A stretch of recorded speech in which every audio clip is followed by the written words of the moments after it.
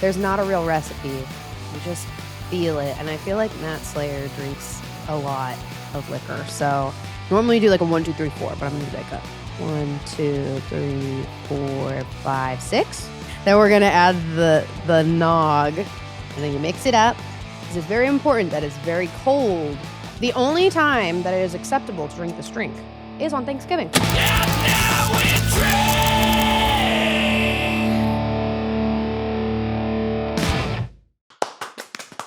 And we're now slated by round of applause. No? Well, I'm sure the claps would cover it. I'm sure. Oh, we have slated. I said we. I don't know. I thought you said something about I know you're half a bottle deep already. It's cool. Yeah. This is what it's like to really spend Thanksgiving with Alison Rey, I think. She just like shows up with a half bottle of SoCo like, I'm here. Happy Thanksgiving. I was very disappointed. I even asked the worker at the store and she's like, it should be here. And I was like, right? It's holiday time, but I didn't even adjust this for like my current height. How does it go? Like that. Yep, just give it a tug. Perfect. I didn't want to break it. Seems kind of fragile.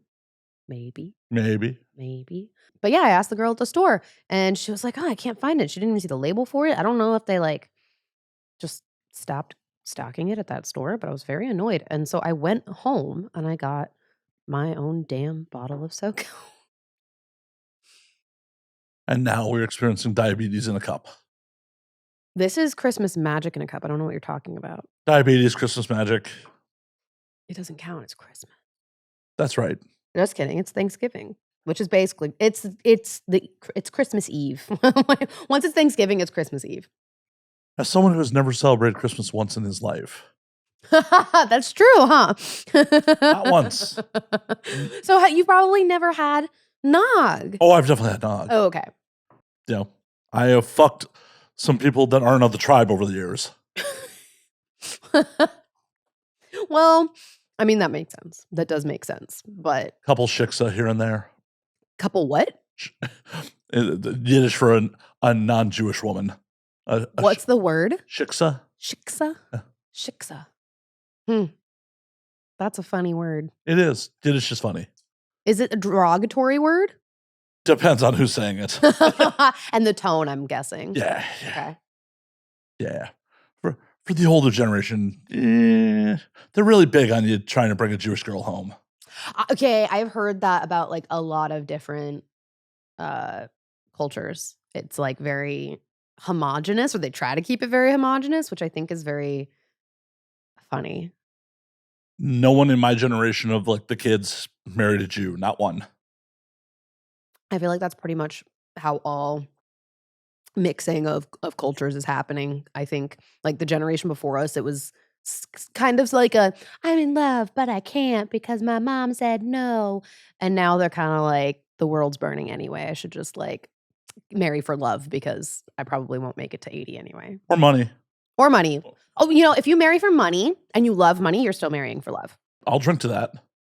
Cheers. Cheers.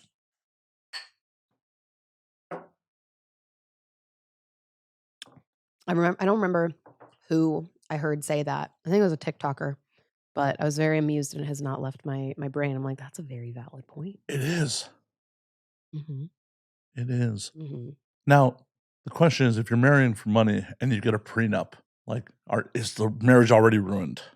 No, God, no. Okay. Nobody gets married expecting to get divorced. Well, that's stupid. Okay, maybe not nobody. I guess there are people who do like green card marriages and lavender marriages where they actually like do kind of plan on getting a divorce. What is a lavender marriage? Oh, a lavender marriage is where somebody is gay and they marry somebody they're not attracted to as like a social cover for being gay. Oh, okay. That's so a lavender marriage. They marry their beard or whatever. Yeah, exactly. And what was I just saying? They expect to get divorced because Yes. The prenup thing. This was explained to me right before it was literally like maybe 2 weeks before I got married. And it made so much sense to me. And he said, if you get a prenup, you are agreeing on like what happens if something were to happen while you still love each other. And I thought that was like it made so much sense to me, because I always thought if you get a prenup, you are like setting yourself up for divorce. You're putting yourself in a position where you guys are both acknowledging that it's okay to get a divorce. And I don't think that's the case at all. Like, divorces can get so messy and petty. And if you have a prenup, I think if anything, it shows even like the more trust that you have in your partner, because you're figuring out the terms of your divorce now. And like, if somebody did benefit from that, saying you are gonna split it 50-50 or like whatever, and they know they're gonna like get away, or maybe that's not what ends up getting said, because that's, I guess, typically what would happen. But if somebody else is gonna come out on top with it, then you kind of know that they're staying because they really want to, not because they would get screwed out of, which I guess kind of goes the opposite way. It was like, well, is this person staying with me because they would get the short end of the stick? So that's not a great thing.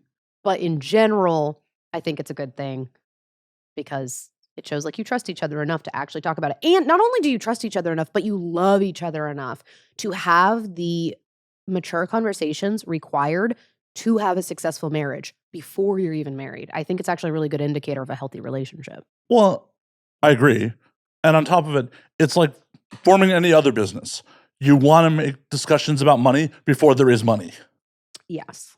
So you're like, oh, this is how the assets are going to be divided up, even if there are no fucking assets right now. Because it's a lot harder to have that conversation when Alison pissed at the other. When he's pissed, and Alison Rey is a multimillionaire, and the significant other's like, cool, I make significantly less. Yeah. If it was all in writing beforehand, then you can't do anything about it. Right.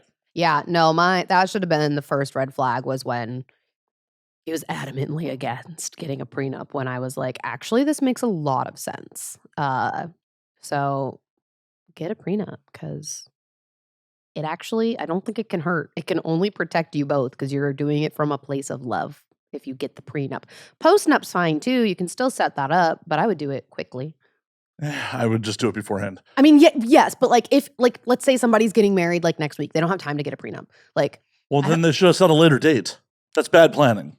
I'm not saying it's good planning. I'm just saying if they're hearing this for the first time and they have their wedding day in a week, and call it off. No, call it off. Get the prenup. Have you done a wedding? I've been to some. No, but have you had your own wedding? Do you think anyone's marrying me? I think yes. Well, yes. I think you're a great guy and somebody could marry you, but like, oh, no. I'm the one who runs. Oh, okay. All right. But I'm the broken one here. Okay. My point is that if you are like, you've already paid all of the vendors, like you can't get that money back. You don't call off the wedding. You just don't. Honestly, I think that's half the reason a lot of people who are feeling doubts about their wedding go through with the wedding. It's fucking what I went through even when I was having doubts, was because all of my vendors had already been paid. I wasn't going to get a refund on that. So you just throw yourself an awesome party. I mean, it's the emotional weight. I couldn't have an awesome part. It's just different. It's just different. I mean, what would everyone say if they just showed up to the reception and was like, the groom's out here, let's party? I mean, I don't know, half of the people were there for him. Like, I don't. Well, they could party or leave. I'm sorry. This is too much of a real conversation, because I have thought about it at length. I can't play with this. My bad. I'm sorry. I'm sorry, Alison. But my point is that I forgot it. More eggnog. The one time I almost got married, I still almost got a prenup. Well, I tried to. Yeah. I was very drunk at AVN and tried to get a prenup done. At AVN? At AVN. Oh my God. Yeah, it was the whole thing was a shit show. My audience has heard this, but yeah, AVN 14. Yeah, AVN 14 fucking almost had a quickie wedding. Oh, in Vegas. Oh, okay. That makes sense. And while we were drunk and decided that we were going to do this, I first called Federosi Michael Federosi at Porn Law, for the audience who is unaware. And his first response is, I don't do family law. You're an idiot. What are you doing? You're an idiot. I also don't do family law. That's really funny. I'm like, okay, on to the next lawyer. I mean, there are a good amount of lawyers hanging out at ABN. Well, I have a good buddy of mine who I lovingly refer to as the party lawyer. The party lawyer. And the party lawyer? Oh, because he used to party hard. Okay. I tried to call the party lawyer to have him do it, and turns out he was in rehab during that. So, oh, I mean, good for him. Yeah, no, place to be. It's a good place to be. Bad timing. Yeah, it's like the person who's supposed to help me with my bad decisions is currently fixing his own. Yeah, that's not conducive to reckless decision making. No. So sorry. It's okay. The Kiss Chapel was not readily available, so it ended up not happening. Okay, but we did get the license. You got the license. Yeah. What'd you do with the license after? I ended up giving it to her because she paid for it. Oh, okay. And then what? And then were you together? Were you? Oh no. Oh, this what? Okay. Why? Alcohol and horniness. Okay. Literally. Why not just fuck? I mean, that happened too. But she went, this is my first trip to Vegas. I should have a quickie wedding. What? Yeah. And you were like, I'll sign up. I said, fuck it, I'm in. I was trashed. I was at your birthday party. That makes sense. Yeah. That makes sense. Yeah. So, and then we, fucked around all night and kind of sobered up in the morning and was like, okay, maybe this was a bad idea. Then we went to the Burning Angel brunch that had bottomless Bloody Marys. Ah. And announced in front of the whole brunch that we were doing this. Oh. Okay, now was this applause or was this side eye? There was a little bit of okay. A little bit of applause, a little bit of side eye. Joanna being like, you can get it annulled, it'll be fine. Did she say that after or while y'all were announcing it? Oh, while we were announcing it. Amazing. Yeah. Everyone knew we were not together. Everyone knew that this was a weekend thing that just happened. We had literally hung out twice before this and had never fucked before that night. That's incredible. I'm glad you didn't go through with it. But also, I think you probably would have been fine because it wasn't like you guys were together and then doing it. Yeah, well, it would have. I almost made a reckless Vegas. Actually, that's funny. My ex-husband, that was who we almost did a reckless Vegas marriage with 2 months into our relationship. We didn't even get the license, but I think most people probably have an almost getting married in Vegas story. Probably. Anyone who's fun. Anyone who's fun, and more so than who has an actual getting married in Vegas story, probably. I figured the next time around, I'll probably go through with it. Why didn't you go through with it? The Kiss Chapel wasn't available. Oh, that's right. Why didn't you look for another chapel? Because we wanted the Kiss Chapel. Why? Because it'd be cool. Is it Kiss Chapel? Yeah. As in the band? Yeah. Oh, I didn't know there was a chapel for them. There was in 2014. I don't know if there still is. Now I gotta Google it. I was just gonna say. It also has mini golf in it. It has Kiss mini golf in the Kiss Chapel. So you get married and then you go play mini golf? Yeah. I really want to know who's in charge of these chapels? Who had a lot of cocaine? Was what would be a great idea if we have a combo chapel mini golf course? Oh yeah, the Kiss Chapel is still there. Kiss World featuring Kiss mini golf and Kiss Chapel. I love that mini golf's listed first. That is really funny. So it's not just a chapel, it's Kiss World. Is there anything other than mini golf and a chapel there? The Kiss World Museum. Kiss World Museum. How bizarre. Oh, it's inside the goddamn Rio? I didn't even realize it was in the Rio. They're doing a lot of renovations there. I like the Rio. I could have been married in the Rio with a rad buffet. That would have been nice. No, not really, but... I mean, a rad buffet is better than no buffet. This is true. No. I don't regret... I regret not going to the buffet that day. I don't regret not marrying her. Oh, no. That's fair. That's totally fair. Totally fair. If her and I had just fucking gorged ourselves on crab legs, it would have been fine. Right. But you didn't get married, so you're fine. Yeah. Do you guys still talk? Oh, yeah. She's married with a kid these days. Well out of the industry.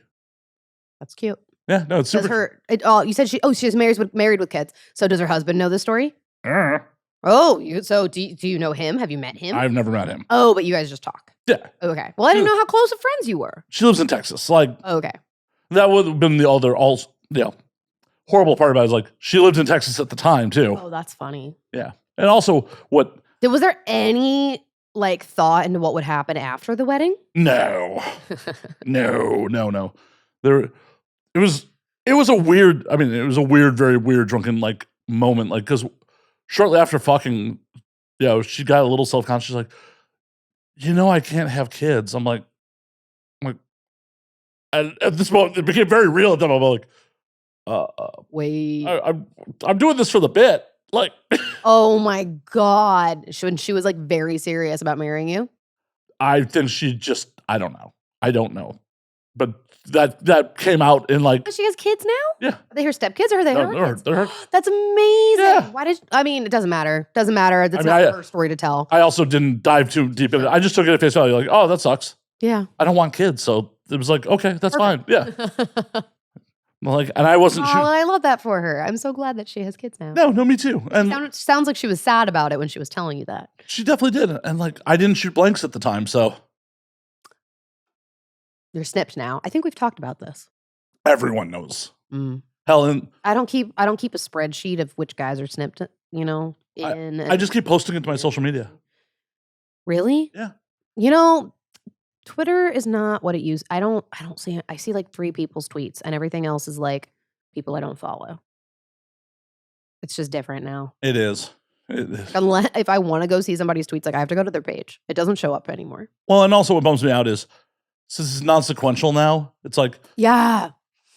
It's the worst. I know. It's like, I really didn't need to see something from 2 days ago. Yeah. But completely irrelevant. Yeah. Like, this was topical 2 days ago. It is not topical now at any way, shape, or form. Yeah. Tell me. I mean, like, I love to live stream Taylor Swift's concerts. And when something will happen, and usually I'm on the live stream, so it's fine. But then, like, I don't see any Twitter posts about it until 2 days later. I'm like, this is not, what if I wasn't watching the live stream? This would be useless information. I can't, because, like, she had Sabrina Carpenter on the phone during her surprise song sets. It was very cute. And there was, like, thankfully, I swallow. Freudian slip. Many people are thankful you swallow, Alison. Many people are thankful. I follow Swift Alert, and they did send out a notification through the app that it was happening, so I was able to go see it. But if I was relying solely on Twitter, like most Swifties, for like those updates, I wouldn't have been able to tune in time to like hear the end of her conversation with Sabrina Carpenter, and then she brought her out on stage. It was so cute. It was the cutest little bit, and you just know that they were like giggling backstage before it happened. Oh, yeah. God, there's got to be such a height difference between those two. Oh my God, it was so, I mean, like, Sabrina Carpenter was literally, like, I swear her heels were, like, this tall, and I know that Tay is wearing, like, tiny heels for that bit. I feel like the difference between those two's height is, like, Girthmaster next to most performers. Maybe not that extreme, but, like, well, it would be that extreme if Sabrina didn't wear her, like, big-ass platform heels. Sorry, I just got a vision of Tay leaning on Sabrina, like. I mean, she absolutely could have. She absolutely could. I'm sure there's a picture somewhere of them like that. Those two are pretty tight. Aw. Mm. People finding like, friendship in entertainment. It's weird. Why? I don't know. We all need friends. Well, I know. We need friends. We need friends. But people can't trust each other, and there's jealousy, and there's horrible things. Yes. I mean, that does exist. But she's one, what do they call them? They call them like Tay children or something like that. There are certain like Taylor Swift is mother.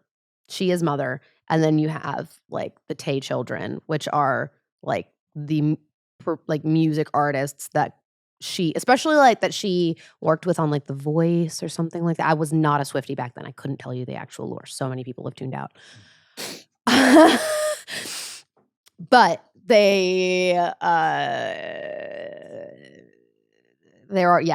are certain artists. I couldn't even tell you anyone except for Sabrina Carpenter, and then Olivia Rodrigo was at some point, but now there's some beef, and I don't even know the beef. Well, and then she brought up Chapel Roan, and yeah. I really like Chapel Roan's music. I I don't like her lately. Why? I am very pro, like, state your boundaries, be very firm in your boundaries. But I think she has taken, like, there are ways to state your boundaries and in like a neutral and respectful way. And then there are ways where you are just kind of being rude and ostracizing your fan base. And I think somebody who deals with stating their boundaries in that manner is probably not cut out to be a public figure, especially one as big as she is for as short as her career has been. Cause, like, like, I mean, so many people would kill to be in her position. And it kind of just like, it chooses you. And you don't really, if you're somebody that's like looking to make music like that, like, you have to be very talented and very lucky. It has to be both. And not only talented and lucky, but like a hard worker. And she has all that. And there are so many other people who have all that that just don't hit that stride the way she has. And it sucks to see, somebody being made famous who like clearly doesn't want to be famous when there's so many other people whose like dream that is. And it's just kind of unfortunate to like see. Well, 'Cause you can be private. You can totally be private without being rude to your fans. I've talked about this plenty of times. Like, I don't think people really understand fame. No. Like, a lot of people that are like, "Oh, I want to be famous," they don't really understand it. And No. I'm sure in some of these cases, like, I want to be famous, and then when you're actually famous, like, oh fuck, I did not really consider this. Sure, absolutely. I mean, but you could say that about any profession, really. But then what you do is you leave the profession. Yeah, but what if you're still passionate about the art, but not everything that comes with it? Then don't be a stage performer. Be somebody. If you're passionate about the art, you can be a lyricist. You can do vocals. You don't have to be putting on shows like live in person. Like, you can still have a career doing backup if you want to do vocals, but like what she does as an artist is be in the limelight. Like, it's not that you have to not do that job, but you need to pivot if you are that uncomfortable with fame. Yeah, perhaps, but that's gotta be rough, especially if you have a team around you, like, who's just still pushing you. Sure, and she's young. She's really young, so I'm sure that, well, and not only like you have a team that's like pushing you, but I'm sure there's contracts in place and things like that where she is like really obligated to do it. But again, it goes back to the way you treat people and you state your boundaries, It just I don't know, it comes off as needs therapy, you know? I just I don't know. It's hard to watch. I understand why people like it because 'cause they're like, "Ah, she's like bratty and like a fun," like I get it. And I hope it's actually more of a persona than who she is. But, you constantly hear about people meeting their idol, not that she's my idol, but like for people who she is their idol. You hear that all the time where they're not the way that I expected them to be in person, and it was a real letdown. And if there are people, especially, let's fast forward 10 years, maybe she's still performing, right? You've got a lot, apparently there's a lot of like chaperone, like toddlers that just love her. You fast forward 10 years, and these are teenagers who are finally able to go to concerts, and they go to a chaperone concert, and they maybe get to go do a meet and greet behind, backstage or whatever. And Chapel's not chill about, if you literally grew up on this artist like that, I don't know, it's just like devastating for somebody young like that, especially because she had I think what bothers me so much about it is that she is like the first openly lesbian, queer, and just very authentically herself artist to come on the scene lately. And she has so much power. She has so much power to actually like instill change in people and open dialogues that really need to be had in the mainstream space by somebody who's living that experience. And because of the way she conducts herself with, I just feel like she's not using that power well. And it's disappointing. It's disappointing to watch. Well, hopefully she can course correct. Yeah.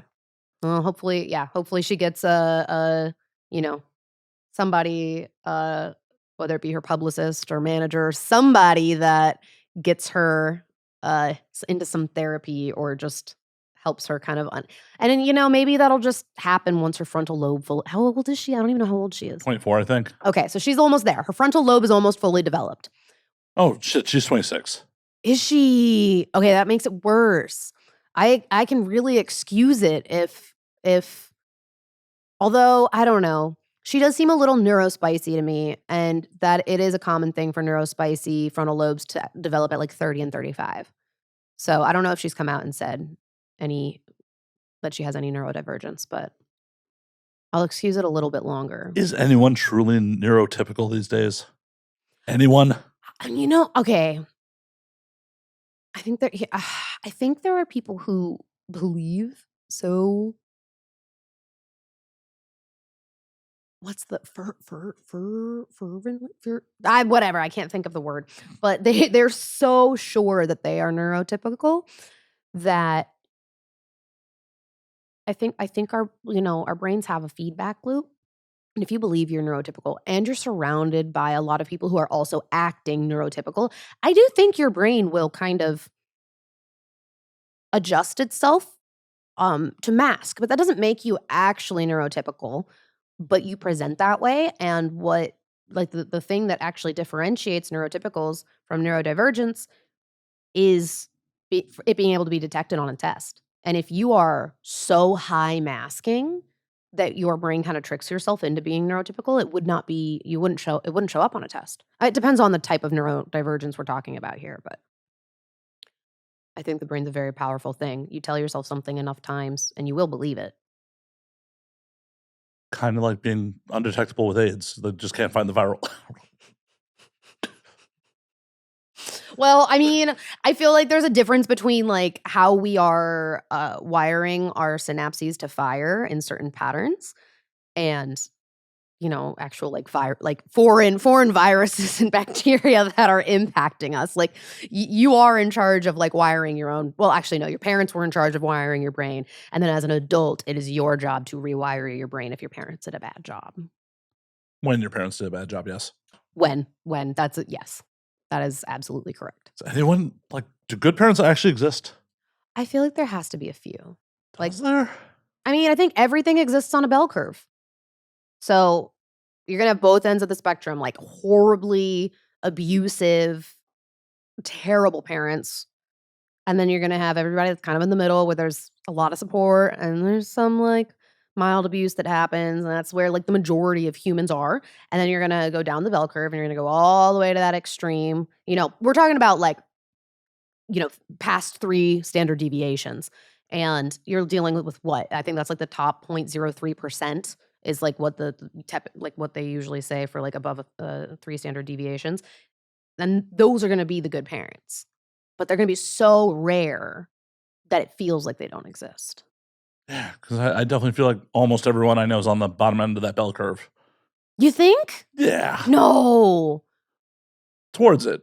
Maybe not like full on physically abusive, but I feel like I would say probably, most people, literally statistically, most people are going to fall within 1 standard deviation. They're not going to be near the bottom of the bell curve. Mm-hmm.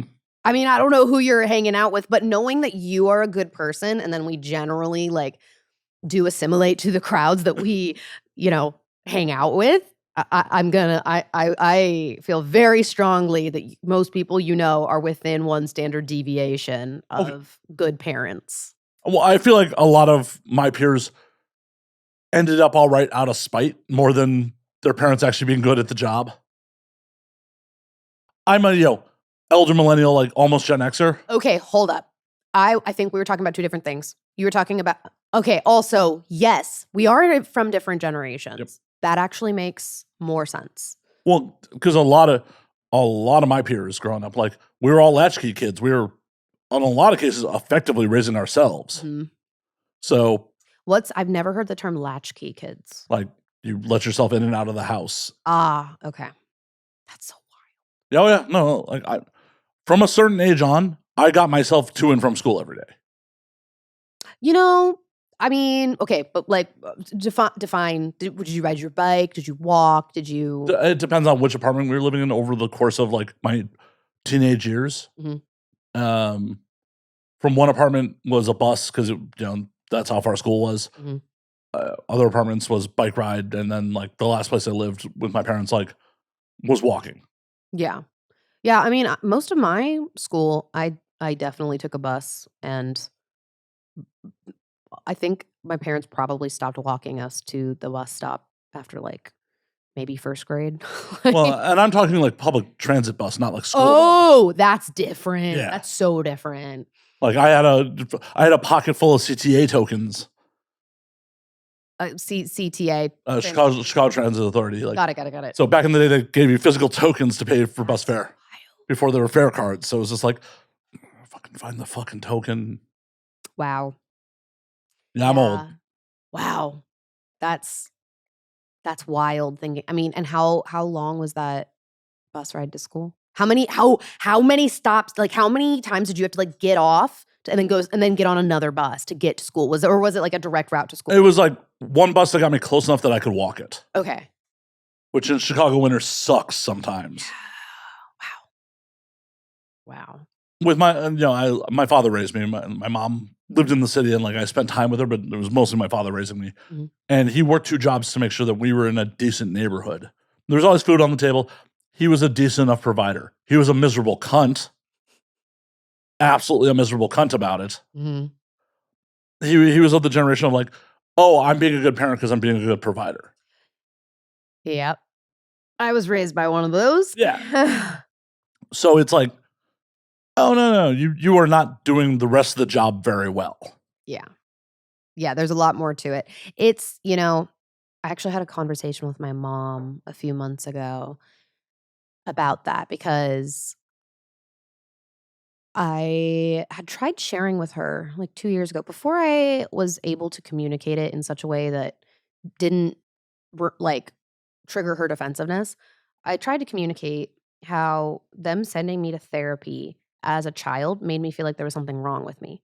It felt like they sent me away to go get fixed because there was something wrong with me. And I tried to kind of share that with her because I just wanted to like connect on it. I wanted to share that feeling, and like they could not hear it.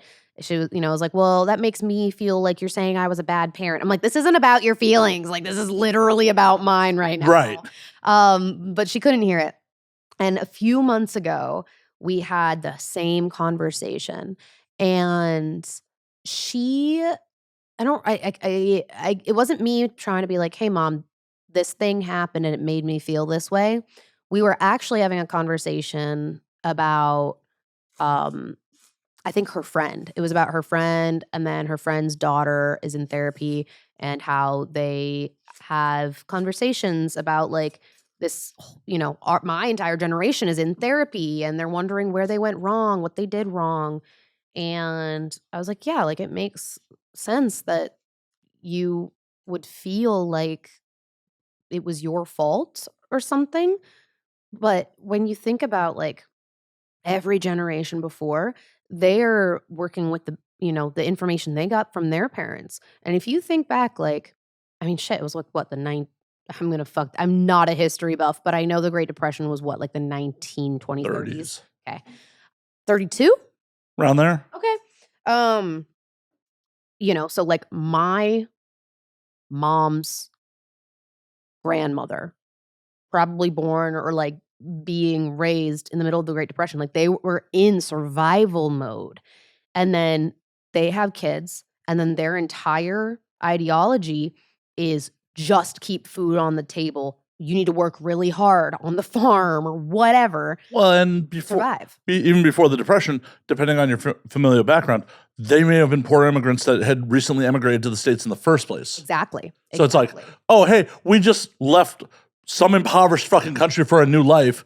Maybe got it like started to have some upward mobility, and then the fucking rug got pulled. Mm-hmm. And they had no support system because they moved away from their families, and they're like out here doing it on their own. Maybe they had, they were in communities where there weren't people who spoke a lot of the same languages, didn't have the same, cultural background to actually find community with.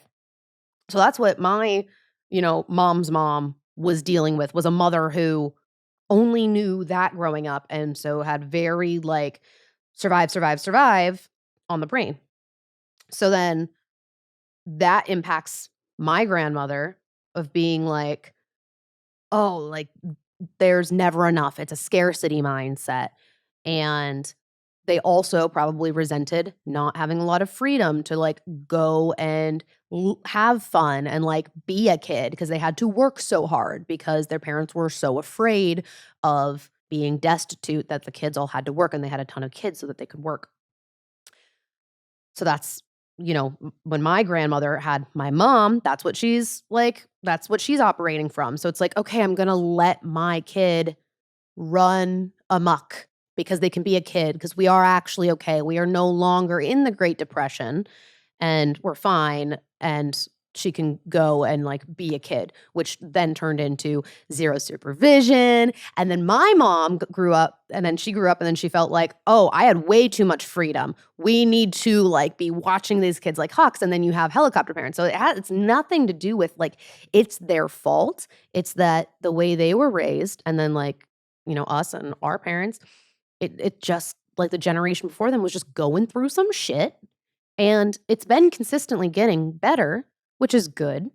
But it is hard to say like there are good parents, because when you are in survival mode, you have no space to actually like have empathy and hold emotional space for other people. And we are just now getting to a point where the world, the economy, our living situation is pretty fucking cushy. No matter where you are, like compared, like historically is what we're talking about. I'm not like, there's a lot of people that are underhoused, that are in poverty, but historically we are in a really good place as human beings, as animals. Well, as Americans, there are definitely some places in the world. Yes, absolutely. There are some places in the world like 100%. I am speaking from a very privileged place, obviously, and it's hard. It's so hard. I mean, it's hard for our brains to think about the sheer scope of the actual world at all times. Well, and that's part of the reason I feel like traveling abroad is fucking important, especially for Americans,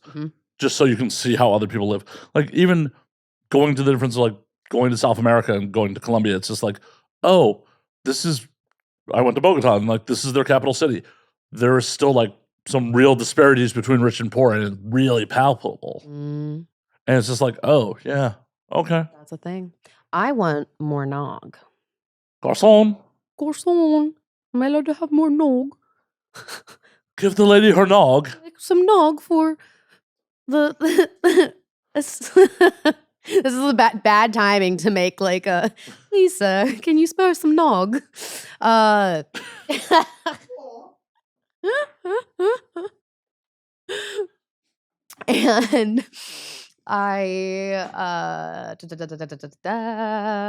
but yeah. But that's something, speaking of this being the Thanksgiving episode, it's something that we can be thankful for, that we are. Oh yeah, we were doing a Thanksgiving episode. I was like, nog, we're done with Thanksgiving. Alison's just like, it's 2025 already. Thank you.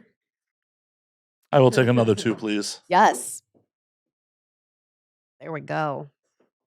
Oh, thank you. You didn't have to bring all that. He says, yeah, I did. Thank you. Alrighty. We're going to make some nog. Do.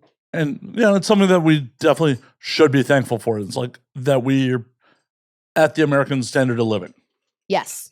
I mean, shit. When I think about, wait, does this have water? It probably melted a little. No, I think Garcon took care of it. Oh, okay. Maybe. I can't tell. A little water won't kill us. No.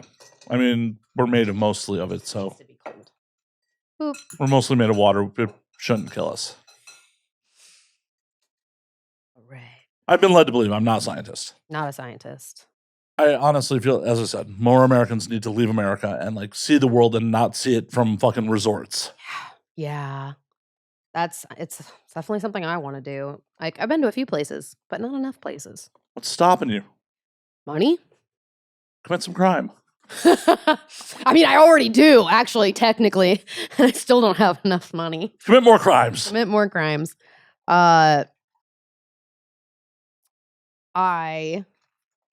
money. And then here's the other thing too. It's not just money. It's the fact that I live in LA and it pains me because like if I'm going to go travel abroad, right? It's got to be at least 10 days, 2 weeks. Yeah, for sure. It's going to cost me literally like twice the cost of just my plane ticket to let my apartment sit here unused for those 2 weeks. It's painful. Yeah, but if you're doing it right, you write it off the whole trip as content. Here's the thing. I understand that thought. But I learned some time ago that if I shoot content on every trip I take, I am never going to take a vacation. Oh, I'm just saying tell the IRS that. I'm not saying you actually. All right. I might have like write off some questionable things, but that I don't know why. I think it's because it ends up being a large expense. I didn't make enough. We'll make more if we need to. We'll probably need to. Probably. I might just add more. You'll probably like this ratio. I'll probably want a little bit more nog. Are you calling me a drunk, Allison? No, I'm calling myself a lightweight. Okay. Well, I'll accept it. A lightweight and also like you clearly like the taste of alcohol. I tried to disguise it. So I like the taste of alcohol. You have a show called And Now We Drink. I could be drinking girly foo-foo drinks this whole time.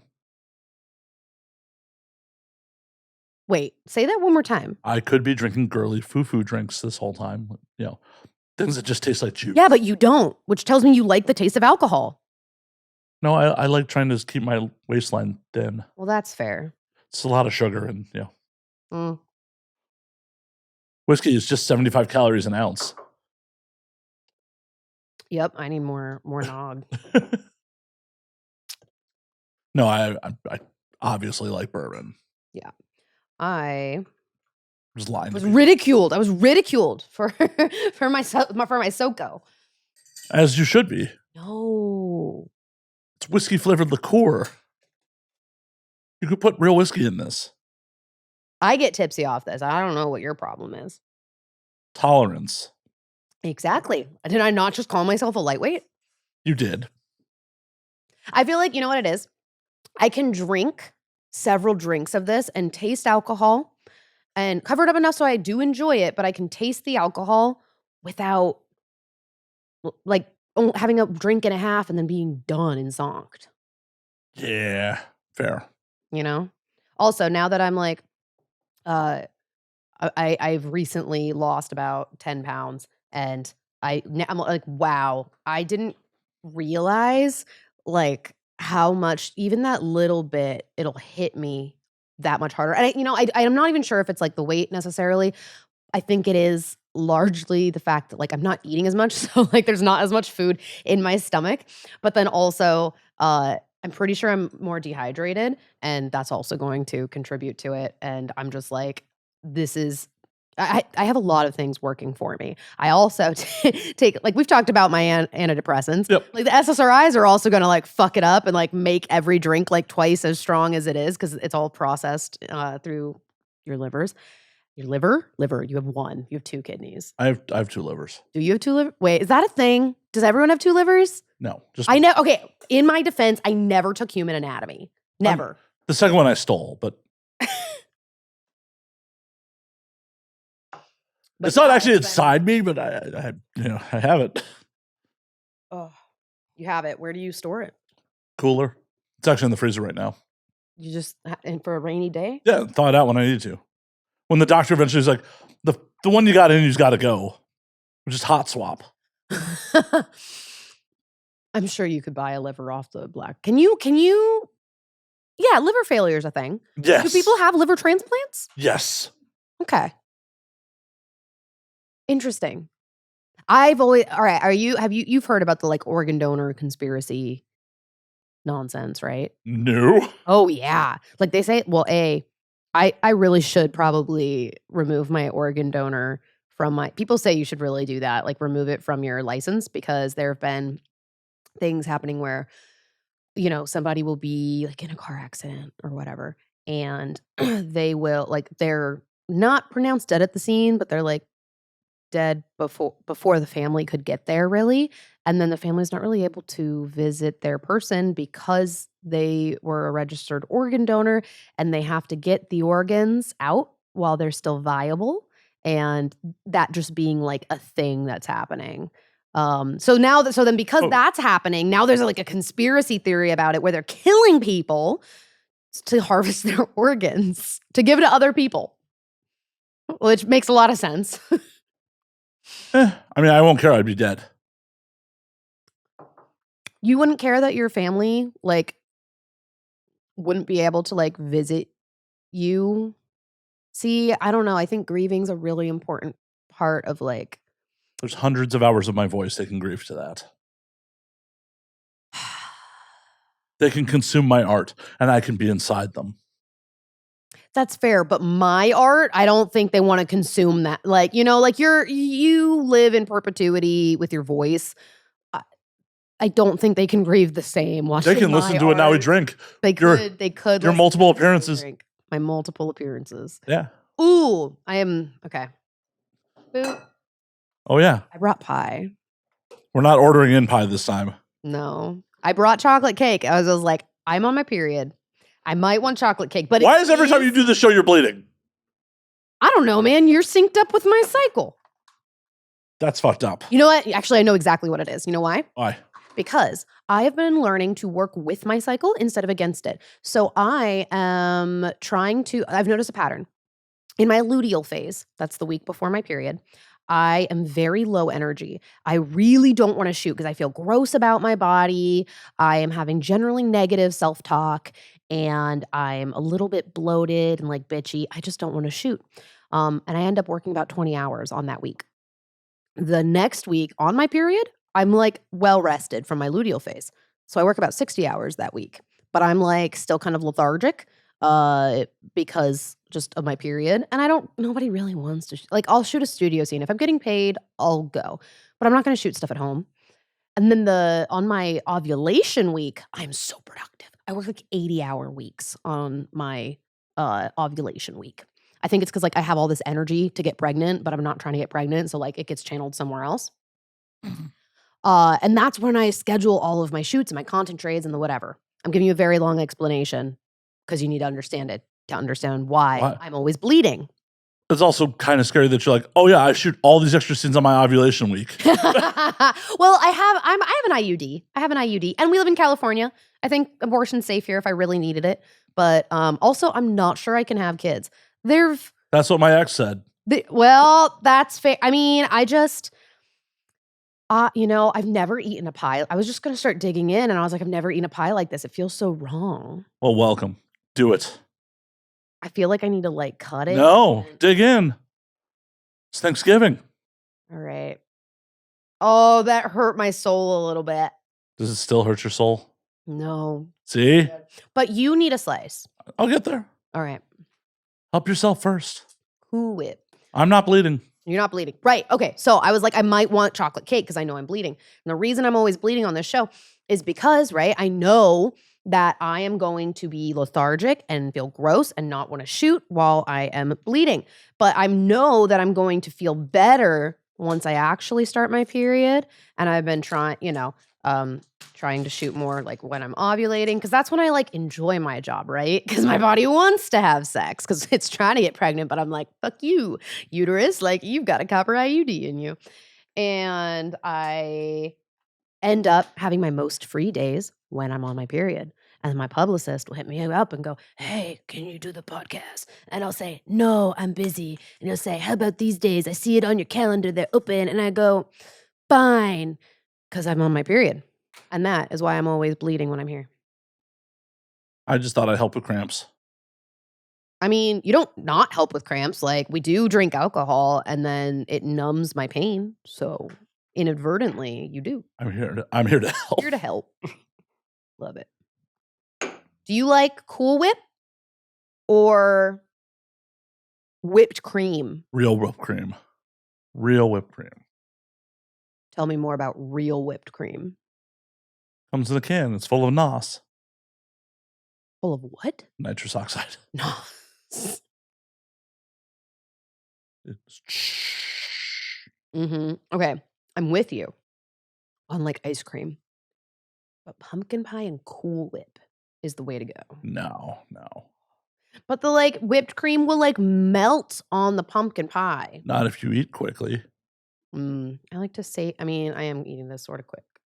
My brain does not. I hate You're like, this. You're like, I eat slowly and half the pie's gone already. There is like a crater, an eighth of a pie crater. It might be a quarter. If you don't, if you count, it's not all the way to the bottom. I didn't get any crust yet. That's like, now it's 1/16 of a pie. Girl math. You haven't bottomed out on the pie. I got it. You haven't bruised its cervix yet. I'm currently doing that because the crust is pretty good. Specifically the bottom crust of pie. Not the outer crust. The bottom crust. It needs to have gotten like a little bit soggy from the pie filling sitting on top of it. You know what I mean? And you don't want the whipped cream though. Huh? But you don't want whipped cream getting it soggy. No, I don't want whipped cream melting. There's a difference. It's about the texture. Okay. I will take your word for it, Alison. Neurodivergent. You gotta, surround yourself with more neurotypical so you can lie to yourself. Nah, that's the thing. Here, all right. So people who think they don't need therapy, think they're very normal. Everyone needs therapy. Everyone needs therapy. But people that think they're really normal, who are actually neurodivergents around a lot of neurotypicals, yes, they can act like that's the whole thing. You've convinced yourself that you're neurotypical, but you're probably like have crippling anxiety and you don't know why. And it's because you're surrounded by people that are not your people. As soon as I figured that out, and it was really hard to do, I'm still doing it, but just like letting go of people who do not understand you and then surrounding yourself with people who are more like you, in my case, more neurodivergence, you become a lot happier and a lot less anxious because people finally get you. Finding your tribe is like a weird thing. I feel like I'm saying nothing new to anybody above the age of 35, but this has been an epiphany for me the past 2 years. Well, and it's also finding your tribe in LA is especially difficult. As one of my friends said when I first moved to town, it's like, it takes 5 years to find your tribe. At least. Well, and the pandemic fucked all that up because a lot of my tribe bailed town. Yeah. And you know what's funny? The pandemic hit at my like 4-year mark in LA. So yeah, totally fucked up me finding my tribe. And then I was engaged and planning a wedding and moved far away from LA proper. And just was just fucking busy. And it wasn't until I moved back that and that was only a year and a half ago that I'm finding my tribe. It's like, there was this like 3-year lull of like pandemic plus extra. And now I'm in my 5-year found my tribe, which is funny. Yeah, well, and that's just the nature of LA is because everyone's out doing shit. They're working on their projects. It's not like, when you're younger and in a different city, it's just like, oh no, we just got time to fuck around and do shit together because you go to your 9 to 5 and then you're done and then you right. have the whole weekend to hang around and fuck around. Yeah, like everybody's doing shit here. Yeah. Yeah, the second you clock out, you don't have to give a fuck anymore. Yeah. Sometimes I think that would be really nice. But then I think about the fact that somebody else would be telling me what to do all the time. And I wouldn't just get to be able to be like, I'm not working today. Without somebody getting really mad or screwing over other people. I can't do that. I can't go back. No. Same.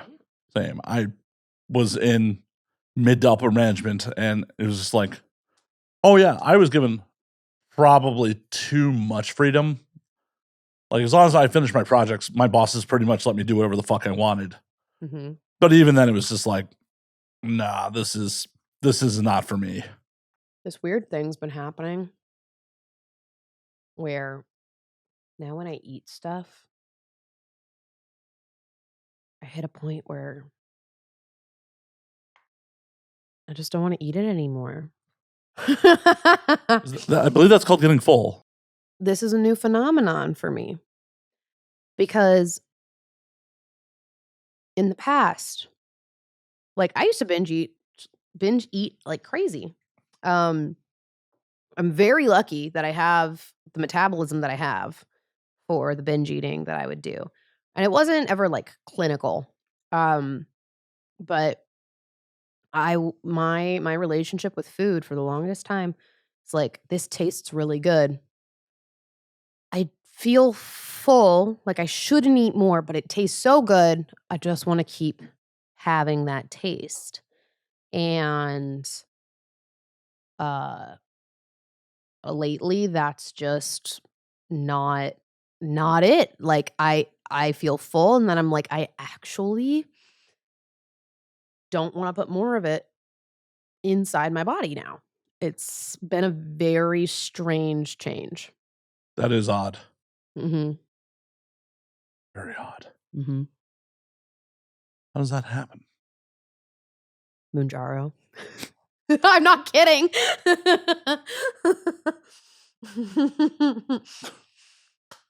But it's like, it's been, it's crazy. Like, I know, look, I know people are gonna be like, you don't need it, blah, blah, blah, blah, blah. I know I don't need it, but I needed it for my mental health because I gained like 5 pounds on my antidepressants that I just could not get rid of. And so I started it.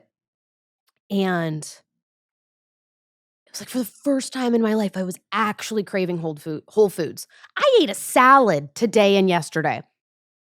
I like in the past, I have only voluntarily eaten a salad maybe once a year.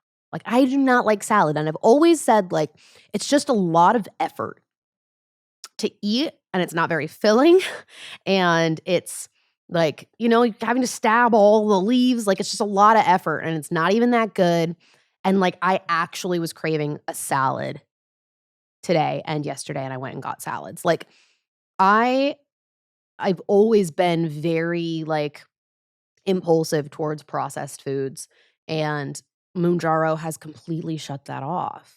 And then when I am eating processed foods, it's like I eat a normal amount of it, and then my body's like, I'm done." Like, and it's been really, really nice for that food noise to get turned off. And I get why some people are really annoyed that people are using it or they feel like they're abusing it, but I don't know. Maybe those people don't have food noise and they actually do like they're like, "Oh, it's all about willpower and self-control." Like, I have white knuckled my way through plenty of diets, but if I like, the only way for me to look the way I wanna look, I do all the workouts and I eat super clean, and I'm not talking about salads, but, like, I would eat, just brown rice, red potato, tofu, and then, like, broccoli, green beans, spinach.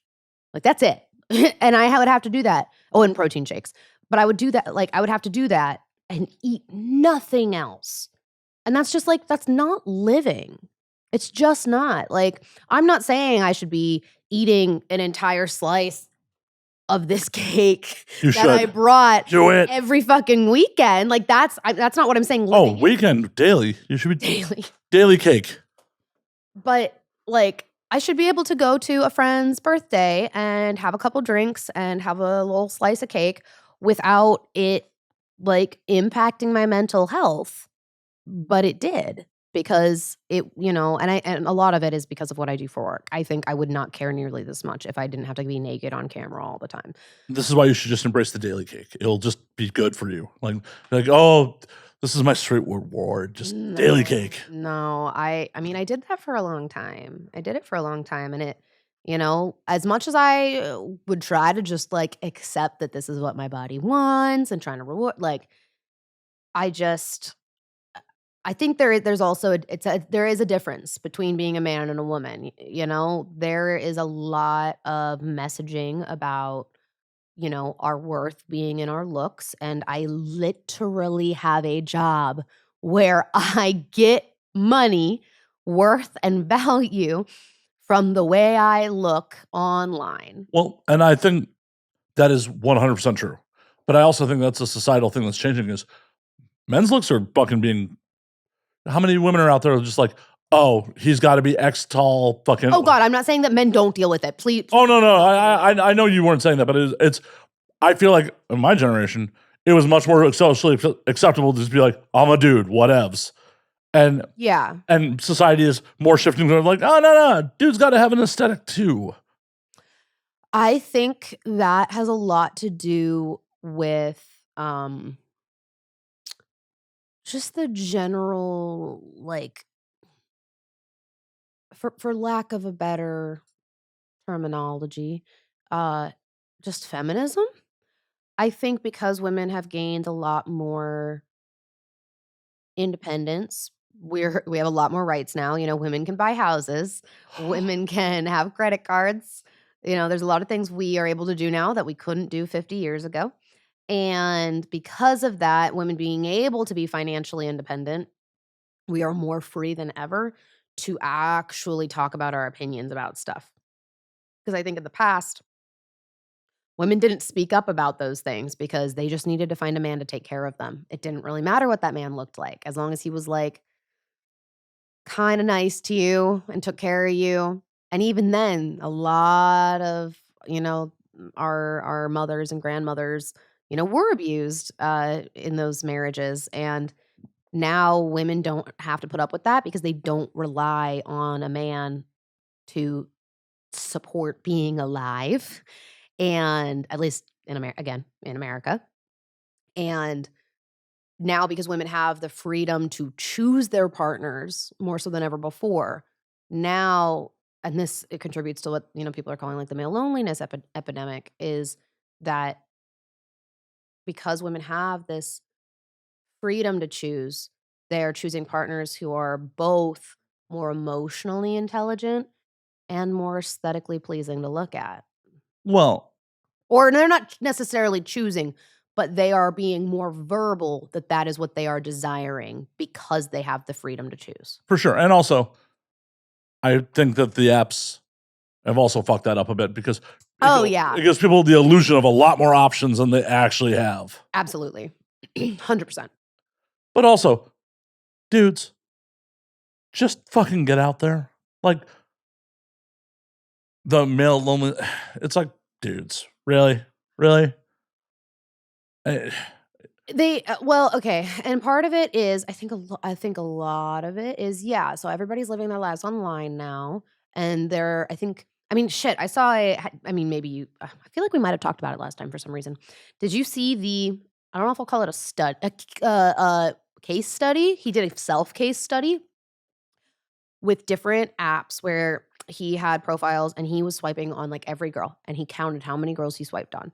And then he counted how many matches he got across different platforms. And then how many messages actually happened, how many messages happened beyond the first message, how many actually turned into a first date. And like the number was microscopic. Oh, for sure. Like in order to get by the odds of what this guy did, to get a first date, you would need to swipe like 10,000 times. You would need to swipe on 10,000 girls to get one first date. Right. And that first date may suck. Which is insane. Yeah. And you're just so much more likely. Like, I understand why people think like you're not going to meet people if you like go out to a bar or whatever, but like go to a meetup. Go hiking with, if you like hiking, go find a group that's going to go hiking and just do that consistently. If just getting, and then also, you know what? That's the other thing too. Nobody wants to date anybody that is so desperate to find a partner because they don't want to be alone. Like, if you haven't done any stuff, like, if you're not like out there doing your own shit, it's like, yes, get out there and work on yourself. Oh, for sure. Like, I've said this so many fucking times. I think I said this on the last episode I recorded. Literally, like, I'm a nice guy. Why can't I meet anybody? It's like, motherfucker, nice is the baseline. No one's going to want to be involved with someone who's not nice to them. Mm-hmm. What else do you fucking do? Do you create anything? Do you do shit? What is your fucking life? Nice ain't shit. Nice and plays video games. Cool. That's very alluring. Yeah. Hey, the one thing you do a lot of is gonna isolate you from your partner unless it's someone who games with you. Oh, and believe me. And also, for anybody that's listening, like, don't get me wrong, there's nothing wrong with liking video games. But you need to develop other interests alongside your like for video games. For sure. And a well-rounded human being. And unless you luck out and find a partner who's just down to play video games with you all the time. Like, I have a friend, she literally moved from Chicago to Seattle for a dude she met playing WoW. Aww. And they are still together like over a decade later. I love that.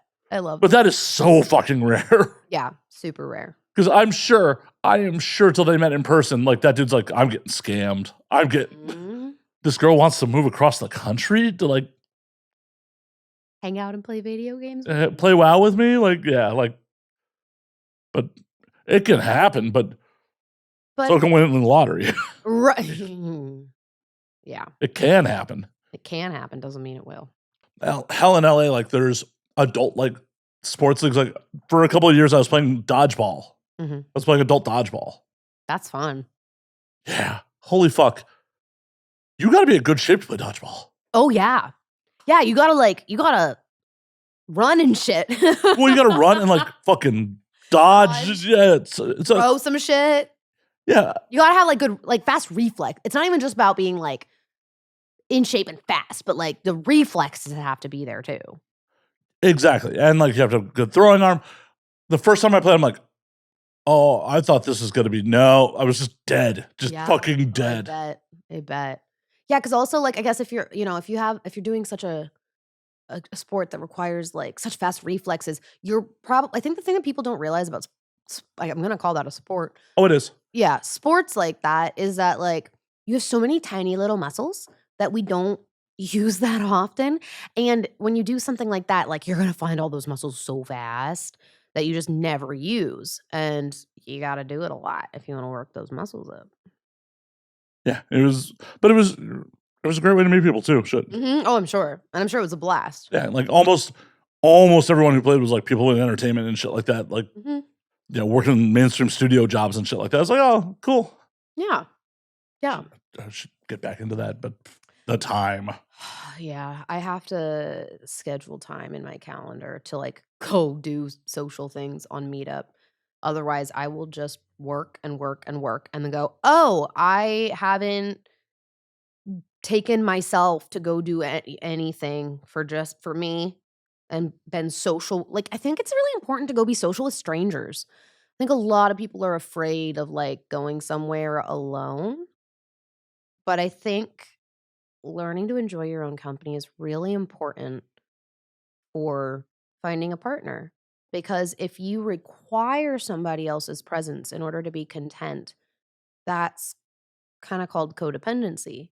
And that kind of ends up in like an unhealthy space for relationships. If you can be okay being by yourself, then you guys can have alone time together. That's going to set you up for a lot more longevity than constantly relying on your partner to go do everything with you. Yeah, see, I've never been that guy. Like, I've taken international trips by myself. Like, That's wild. I mean, congrats on being a man. I know some women do it, but like, I cannot even fathom. Yeah, I've done multiple international trips by myself. And even trips where I went with groups, like when me and my buddies went to Amsterdam and went to Germany. After they went back to the States, I bounced to Finland for 3 days by myself. And then back to Amsterdam for a day. Huh. I've been to Japan by myself. That's even crazier. Because you can fuck around in Europe and like be fine. But Tokyo's much safer than anywhere in Europe. I'm not talking about safety. I'm talking about the ability to communicate. I feel like because like the letters are the same in Europe, generally speaking. Depends on where you are. That does depend. Yes, I mean for sure. I guess I'm thinking like I've been learning Italian and like I know a little bit of French. I know a little bit of Spanish. So like that. Like, well, the Romance languages, yeah. Yeah, exactly. So I'm like, as long as you're like on that side of Europe, like you can get around. Look at Finnish. Finnish is just like because I try to learn a couple phrases in every language of wherever I go. Because I always find it breaks the ice when it's just like if I can say hello in your language and a couple phrases. I looked at Finnish and I was just like, nope, my brain does not compute. I want to look at. Oh yeah, no, it's brain does not compute Finnish. Even hitting the button, like having Google say the word, it's just like, nope, my mouth does not make those mouth noises. Finnish. How do one whiskey? Can I have a whiskey, please, in Finnish? Because that's generally a phrase I look up. Got to be able to order a whiskey. There is no word for please in Finnish. Oh. All right, let's listen to this. Sankoviskia. I feel like you could learn that through Duolingo. Yeah, if I took the time, but as I'm trying to cram on the plane or like a day or two. Oh, you're like, okay, that's fair. I have a trip to Italy in June, and I've been on Duolingo for the past 2 months learning Italian. Yeah, I've been to Japan 3 times. I don't actually speak any fucking Japanese. I mean, I feel like that's see, because like, all right, here's the thing. But their letters are the same though. That's what I was talking about. There's weird umlauts. They have like accents. Those are weird umlauts. But no. Google some other phrases. There's some weird accents. How about this? Finnish alphabet. All right. Finnish orthography is based on the Latin script. Okay. It's still. I see nothing that's not just got like accents. Well, it was very intimidating. Luckily, the Finns all speak a lot of different languages. My first night in town, I met this like punk rock couple at a bar, and one of them spoke 3 different languages. One of them spoke 5. That's a lot of languages. Yeah, they're just like, oh yeah, we learned our second language in like 3rd grade was when they start their. I'm just like, good for them. Wildly uneducated American, just like, God damn it. So, yeah, he's just like, oh yeah, I speak Finnish, I speak English, like, and their English is flawless, like. That's so cool. Flawless fucking English from all these people. It's just like, wow, we are wildly uneducated here about this shit. Yeah. And with Japan, it's not that bad because Tokyo has English signage everywhere. Got it. I've never been to Japan. I've been to Thailand, and that was intimidating because there was not a lot of English signage except for like at the airport. Were you in Bangkok or? We flew into Bangkok, but then we went to an island. Like we were deep in Thailand. But I'm sure, yeah, like the more popular touristy areas like Bangkok are probably a lot more. What brought you to the island? Robbie Apples, formerly Robbie Echo, and his ex at the time were going and invited me and my ex, and we said okay. And that was that. So we just went for funsy double date vacation. Hell yeah. You have fun? It was fun. And on about day 4, we went on a snorkeling excursion. The ride out there was god awful. The water was super choppy that day because there had been it rained that morning. It was super choppy. The boat was going so slow, but it was going up and down so much, and people got seasick and threw up on the boat, and that was not fun. But then we got out to the rock that we were like going to go snorkeling, and they gave us our snorkels and things. And then I guess I can say her name because I'm sorry, their name. Back then, they didn't identify as they, so it kind of gets my story kind of confusing. Kristen Scott, or Chris Scott now, got stung by a jellyfish while we were snorkeling. And this was like the first activity because like we kind of got in, we got settled, we got our car rented, we like went to, a single restaurant, and then we went to like a temple, and like that was it. We hadn't done a lot yet, and it was like the first big thing we were going and doing. And they got stung by a jellyfish, and Wolf Hudson had also came out and met us.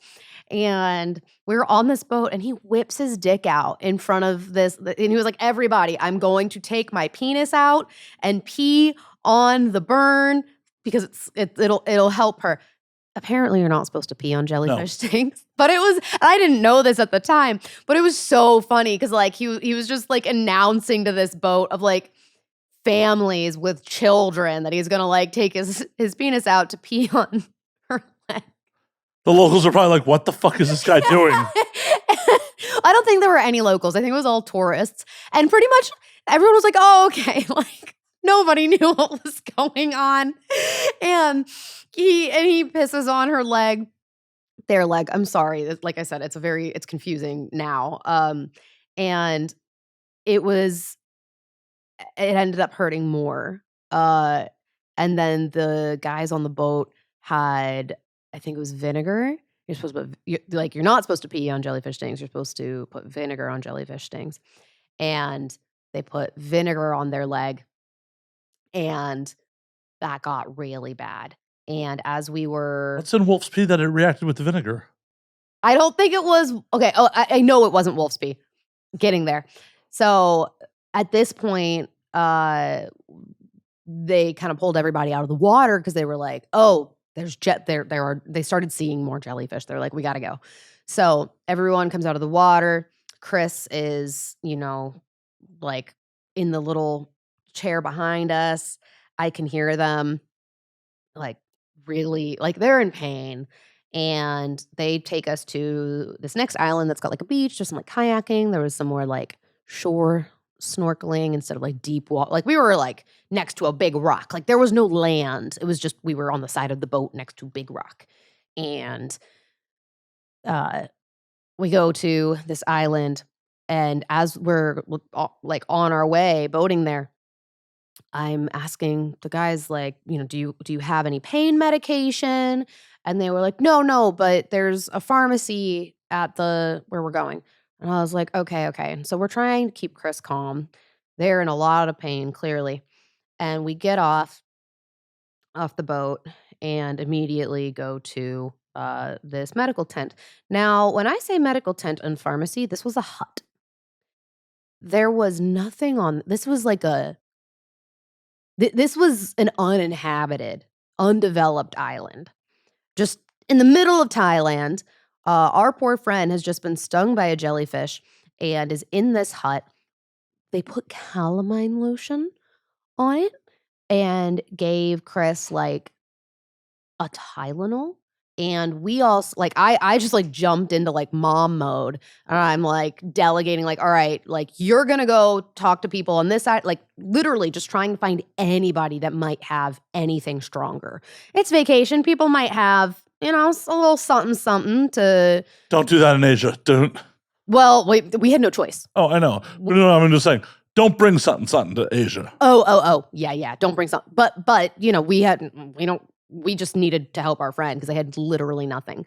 And then I'm talking to the guys on the boat. I'm like, you need to bring us back to the mainland, like now, or not the mainland, but like where we came from. Right.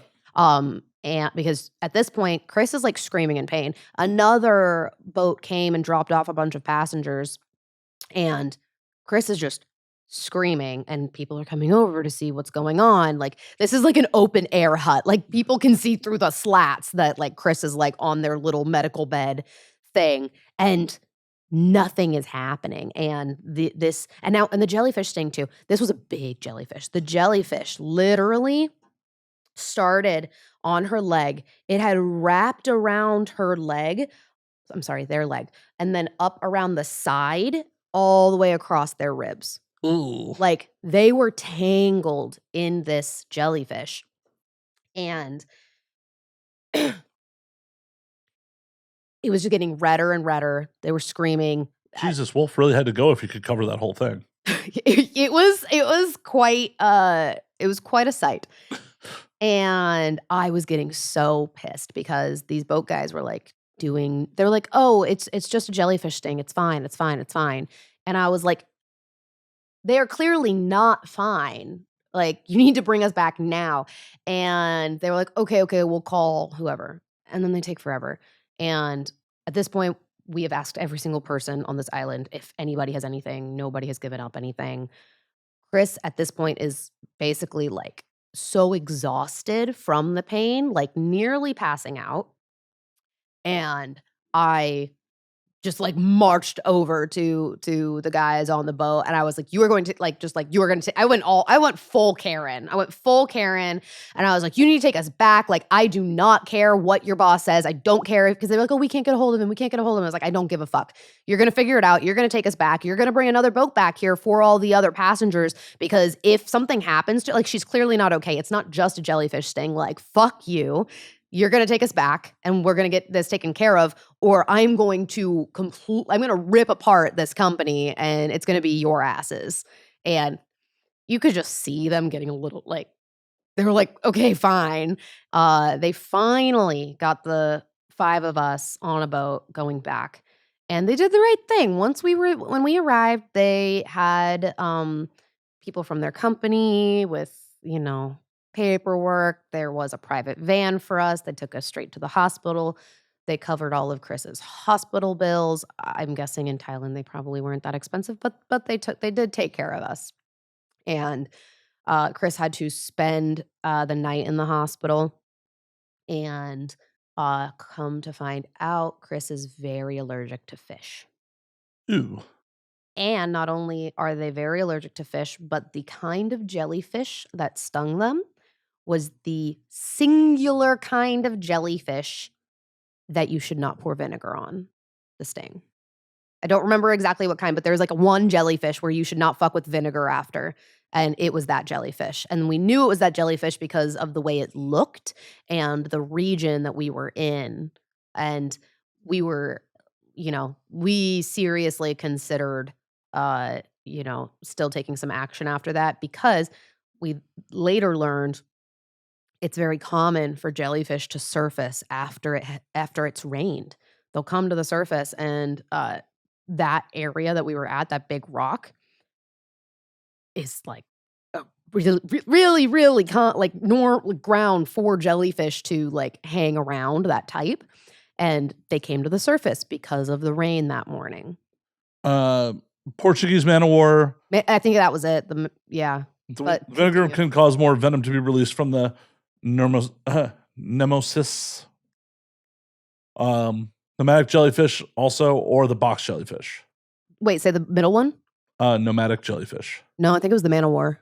That's what it's called, the Portuguese man of war. Maybe it was a box jellyfish. That also but like I just remember them saying man of war a lot. Box jellyfish can be found in warm coastal waters around the world, but most dangerous varieties are primarily found in Indo-Pacific region and northern Australia. So Indo-Pacific, would that be? Maybe Thailand? Indo-Pacific. Thailand, question mark? Portuguese man of war is a marine organism that lives in warm tropical and subtropical waters of the world's oceans. Box jellyfish coastal range. Okay. Yep. So the box jellyfish coastal range is, like you said, Australia. Yep. But Thailand is right smack dab in the middle right there. Yep. So that it must have been a box jellyfish. Funsies. Yeah.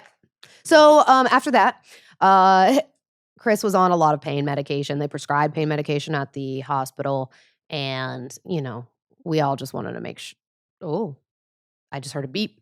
We all just wanted to make sure they were okay. And they were tired. They didn't want to go and do a whole lot. So unfortunately didn't actually get to see a lot on my trip to Thailand. It was very fun up until that point. And, we enjoyed hanging out with each other. And it was like a very formative, like bonding experience with that group.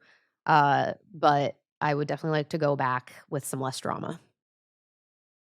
Yeah, makes sense that you would to not like watch one of your friends almost die. Yeah. I mean, fuck, like I can't even like it's it's funny thinking about back now and like thinking about like how I was like, but I was terrified. The really interesting thing was like every single day leading up to that point, I remember, and this was before I was on medication, I remember like having this dread. I just knew something terrible was going to happen on this trip.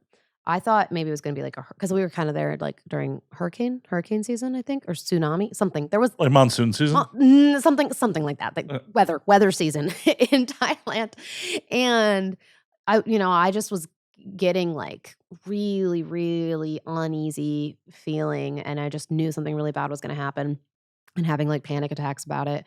And then when it happened, like, I remember that entire day, like, having deja vu about it and just, that was, like, just the most disturbing feeling that I really felt like I knew something was gonna go wrong and just not knowing what it was, and it made the whole thing and then when she was in the middle of they were in the middle of it, just in that pain, and my brain going like, "This is it," and then not knowing. Like, I really thought they might die on this island with these men that are refusing to take us back to go to an actual hospital. That was really scary. Yeah, that would have been fucking horrible. Yeah. Yeah. But we're good, we're good. It didn't happen, but fuck, man, like, in the middle of it don't wanna do that again. Yeah. It's not like worth repeating. Don't do it. No. Don't do it. No. Sorry, don't go in the ocean. It's their home. It's the fish's home. I don't like I didn't you know, it's funny, I didn't even no, I did jump in for, like, half a second because I wanted to cool down, but I was like, I have no interest in getting in this I don't like the ocean. I'll go into the ocean if it's near the shore, but I want nothing to do with the open ocean. Mm-mm. Fish live. Yeah, that's not my It's not my home. no. They're not coming into our home, well, unless we invite them, but they didn't invite us there, so. The only way I want the fish in my home is on a plate with rice. You don't even want, like, a little goldfishy? No. No, that's fair. I mean, they die here. There's not enough water. I don't have animals or children because I can't keep them alive. I barely keep me alive. Felt. I don't know how that one's still alive. Self-sufficient, mostly. I guess. Maybe. He could just be dying and I just don't know it yet. I think that's most of us, though. Aren't we all dying? Oh, definitely. Yeah, so I don't think that's your responsibility then. No, none of it is. Yeah, so I think you can, like, chill. Oh, I am. Good. Yeah. If he's choking on his own vomit, I'll roll him over. That seems like the perfect amount of responsibility to Yeah. Well, I gotta make sure he survives to clean it up. Right. Not touching that? No, I don't want him. Are you very squeamish to No, not at all. Not at all. I'm just a dick. Why the fuck should I clean up after you? Because you can't handle your party. Oh, man. I'm way too much of the mom friend. I'm like, "Here, sweetie, let me, like." My college friends were very, very lucky to have me in their group. Let's say that. Like, I was never the one getting like, I would get trashed, like, once every other year because I was always the one taking care of everybody else and knew that I was gonna have to take care of everybody else, because I just, like, I don't know, I couldn't let them, like I just hate seeing them like that. I just wanna take care of them. I'll get them water and get them into the bathroom, but that's it? I mean, if I have to hold someone's hair, I will. Yeah. But, like, these were not even girls I was, like, friends with. These were just, like, girls that I saw at this party once in a while, and I was just like, "Girl, I'm not like." Also, there's just a thing that happens with females in bathrooms. That is, like, some solidarity that you will like, unlike any other place. And I think that has a lot to do with it, is I was just like, "Girl, I got you." And then, you know, I felt committed at that point and just I couldn't leave them alone. You're a better person than me. I don't know if I'm better or if it made me feel great to be that person. I think I have it's not entirely selfless, and I can admit that. Whatever. Get your fix. At least I'm not doing it with actual children, right? I'll just be the mom friend. Right. That's I think that's actually fine. I think that makes me an okay person. If, like, I'll do it to, like, my friends, I'll be like the mom of the group, but, like, not subjecting actual children to me taking care of them for my own benefit and not for theirs. Well, yeah, you definitely shouldn't steal people's children. Noted. I will scratch that off the to-do list. Because that'll make national headlines. Of course, they'll bring up what you do for a living. Oh, God. Yeah, that wouldn't be a good look on us, would it? No. That would, but that would be the first thing that they mention. It really would be. It's kind of wild. Like, even if it was my own kid. Yeah. If I had to, like, abduct my own kid from, like, an abusive father who got custody because he has more money than me, and I was like, no, I'm taking my kid. Or just because you're a sex worker and or that, literally any reason, like, yeah, they wouldn't say anything about it being my kid. It would just be porn star kidnaps child. And all you do is bring them cake. All I do, well,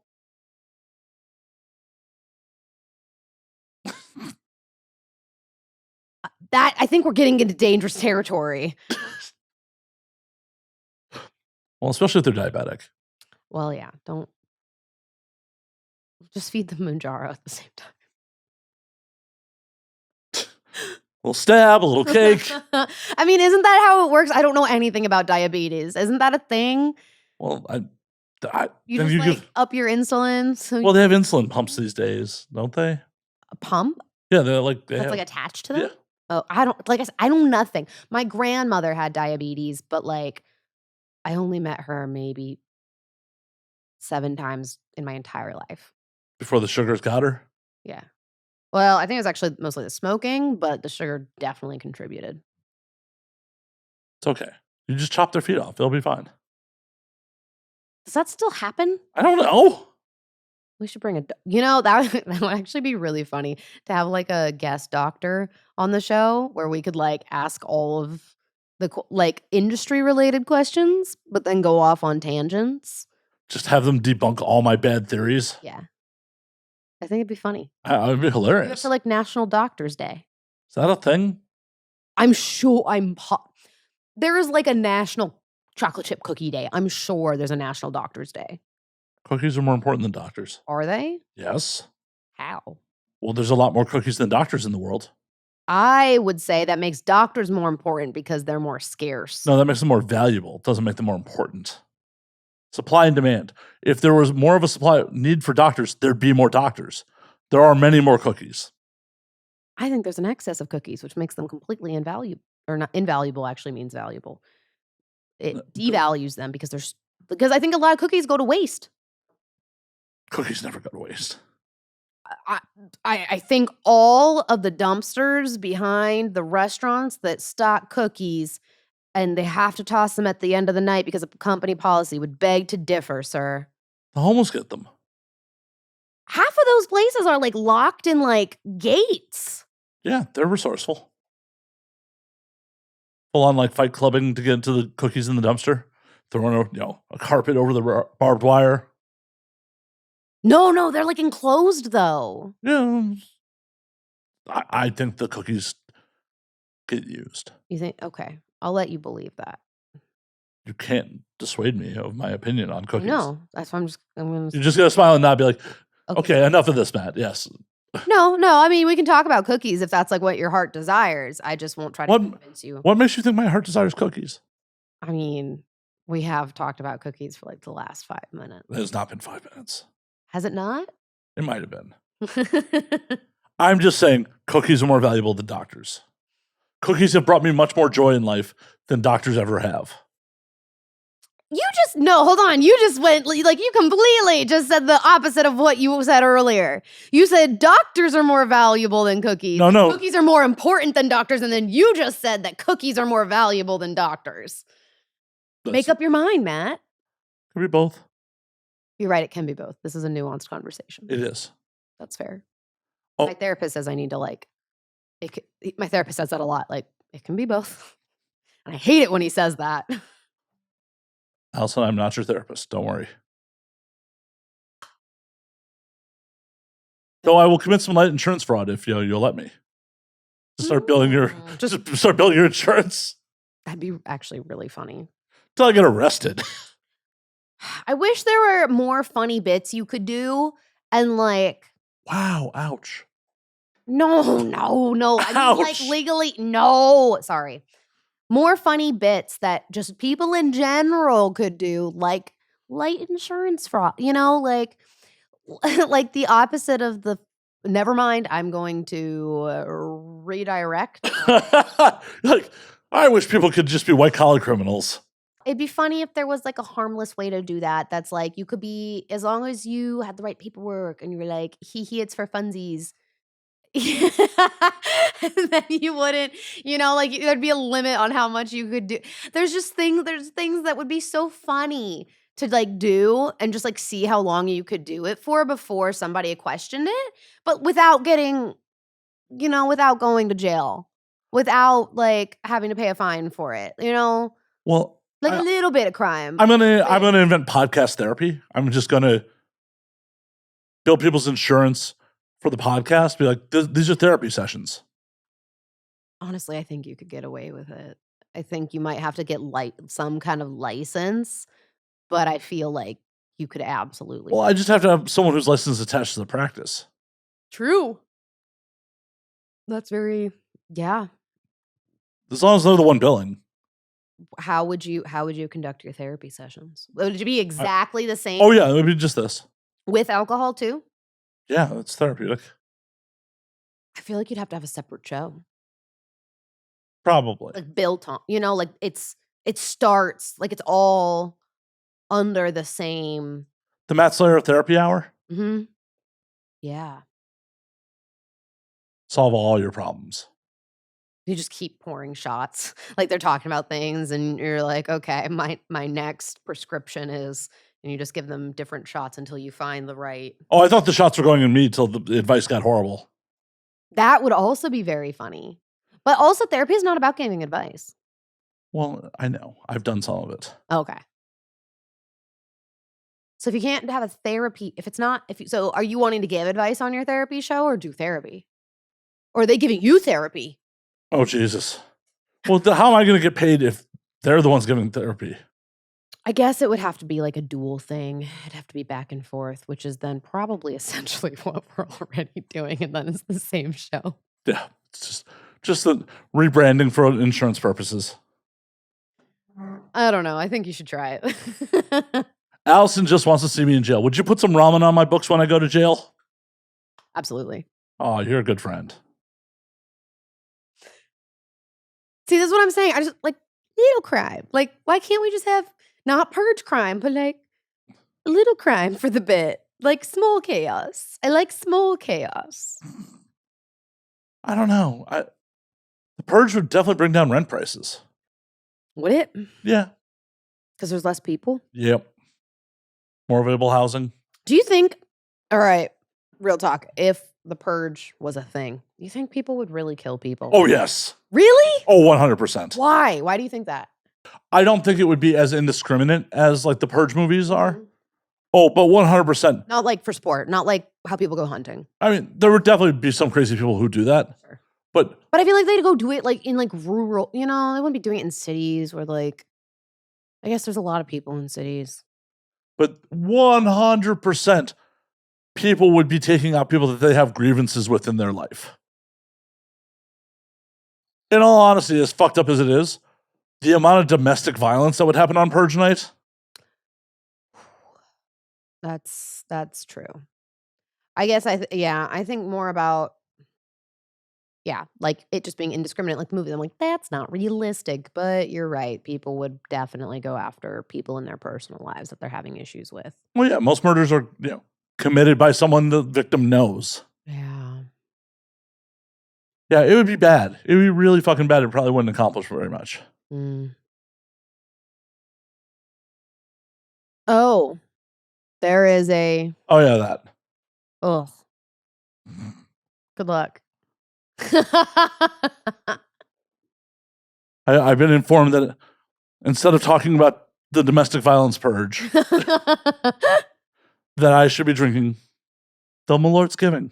This bottle was sent to us from the distillery last year for what was supposed to be Thanksgiving material last year. Oh, but you just didn't. It didn't show up till January. Oh. This is a limited edition. Oh, damn. And it's been aged an extra year. Mm. Yeah. Look at all I don't know how I feel about that with the particles. All the particulates in it. Particulates. Oh, yeah. So for the uninitiated, Malörtsgiving has turkey, cranberry, and sage in it. I've never tasted this. Okay. Sure you don't want a little try? I will smell it, but no, I'm a vegetarian. I will absolutely not be drinking something with turkey in it. think it's turkey bouillon. I'm not sure it's actual turkey. There are particles in it. I don't trust it. Like turkey dandruff. No, but I will smell it. All right. Well, if I can open it. Hand it to you for the smell test first. Are you sure you want to see my face? Yes. All right. The world wants to see your face, Allison. Yeah, that is 100% like I see a bit. That looks like tissue. That is. I do not like it. Oh. It tastes like taste. You know, can taste the smell. You know, yeah. Yes. Yeah, I was just gonna say when you know how like you smell something, you're like, you know exactly what it tastes like. It smells like rubbing alcohol. Wow, we'll see what it tastes like. It'd be funny if it was like a total prank. I mean, you can't drink rubbing alcohol, can you? No. I don't know. I'm not a science girl. Why can we drink regular alcohol but not rubbing alcohol? I know the answer to this, but I have to Google it. Okay. Is it because of the... No, it's the type of alcohol. Oh. What happens if you drink rubbing alcohol? You die? Probably. Like bleach. Ingesting or inhaling rubbing alcohol can quickly lead to alcohol poisoning, even death. There are 3 types of alcohol classified by chemists: isotropal, methanol, and ethanol. Most types of rubbing alcohol are made of isopropyl. Yep. A concentrate of 68 to 99% alcohol in water. It's colorless, tastes horrible, and smells like fingernail polish remover. Mm-hmm. And can be found in antiseptic hand sanitizer, antifreeze, household cleaners, paint thinner, personal care products. Oh, yeah, all the shit you definitely should not ingest. Okay. It's nicknamed a surgical spirit in the United Kingdom. Uh-oh. A what? They call it a surgical spirit. In order to make the substance unpleasant to drink, isopropyl alcohol is spliced with chemicals in a laboratory to give it a bitter taste. When it comes to drinking rubbing alcohol, the digestive tract suffers the most even when only swallowing a small amount. The body metabolizes this extremely high alcohol level into acetone. It consumed to intoxication. The substance can lead to organ damage because it's a central nervous system depressant. Side effects include dizziness, headaches, and inebriation. Because it's a gastrointestinal irritant, it can cause nausea, abdominal pain, vomiting blood. And due to having a higher molecular weight than ethanol, isopropyl is also more intoxicating than ethanol and can produce an altered sensorium, hypertension, hypothermia. Oh, God. Yeah. It's bad. Yeah, don't do it. Don't do it. Cheers. Cheers. Good luck. I hope it's not the isopropyl kind because it smelled like it.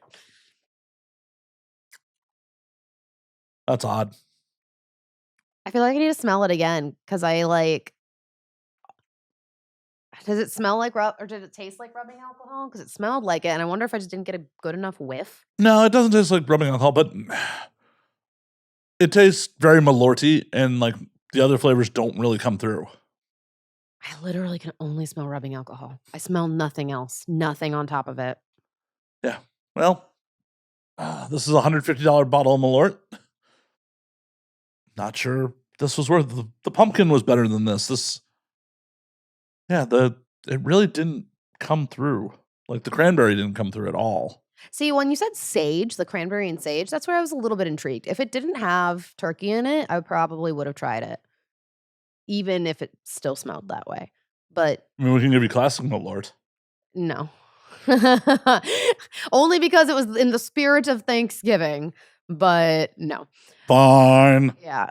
I mean, fuck. I feel like I have a little bit of a headache from just smelling that. Yeah, definitely not spectacular. Mm. Definitely gonna need some pie to wash this down. Have at it. I will in a moment. I'm not going to gorge myself on camera. Yeah. Mm. They don't get that content for free. Well, somebody enjoyed my ASMR pie eating. Yeah, no, if they want to get the mukbang content from me, that costs. Would you ever think about doing a mukbang? I mean, we just had a conversation about how I can't like eat more than like this Like, it's not even a quarter of a pie. It's like a sixth of a pie. You can just stop taking your meds for a couple days. That's not how it works. I don't know. You give yourself a shot once a week, but because I weigh as much as I do, I do it like every 10 days or 14 days. Right now I'm actually going to go off of it because I'm like, I have hit my goal weight. I don't want to get small that I look unhealthy. So I'm stopping it probably for like the next 2 or 3 months. Perfect. Mukbang.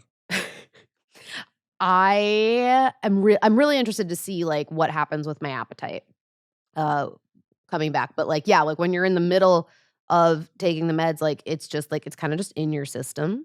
And I thought you had to shoot yourself up daily. God, no. I don't think I could do it. I don't think I could do it if that was the case. But the needles are really small. They're like this big. Well, and that's like because, saw a doctor like, we could probably get you on that if you wanted. Say that one more time. Doctor was like, oh, we could probably get you on, that shit if you wanted. And then, yeah. Okay. And I was just like, do I want to shoot myself up fucking daily? No, it's like once a week. Yeah.